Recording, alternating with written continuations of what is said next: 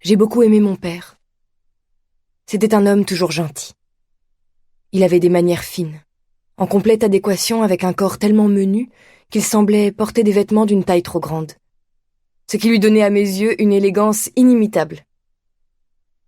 Ses traits étaient délicats, et rien, ni ses yeux profonds avec de longs cils, ni son nez impeccablement dessiné, ni ses lèvres charnues, ne venaient en gâcher l'harmonie. En toute occasion, il s'adressait à moi d'un ton joyeux, quelle que soit son humeur et la mienne.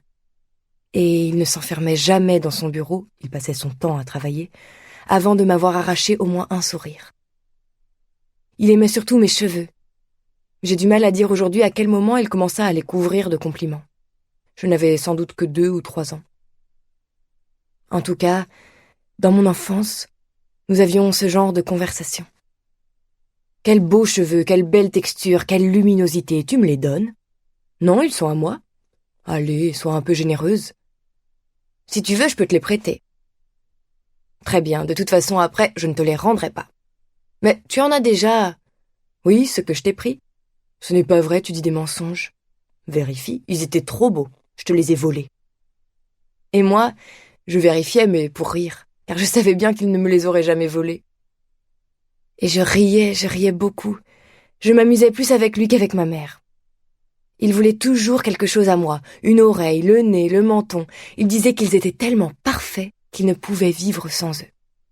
J'adorais ce ton, qui me prouvait à chaque instant combien je lui étais indispensable. Naturellement, il n'était pas comme ça avec tout le monde. Parfois, lorsqu'une question le touchait de près, il avait tendance à mêler fébrilement des discours subtils à des émotions incontrôlées. En d'autres occasions, en revanche, il savait être tranchant et employer des phrases brèves d'une extrême précision, tellement nettes que personne n'objectait plus rien. C'étaient là 2 pères très différents de celui que j'aimais, et j'avais commencé à découvrir leur existence autour de mes 7 ou 8 ans, lorsque je l'entendais discuter avec des amis ou des connaissances qui venaient de temps en temps chez nous pour des réunions enflammées sur des sujets auxquels je ne comprenais rien. En général, je restais dans la cuisine avec ma mère et ne faisais guère attention aux disputes qui se déroulaient à quelques mètres de là.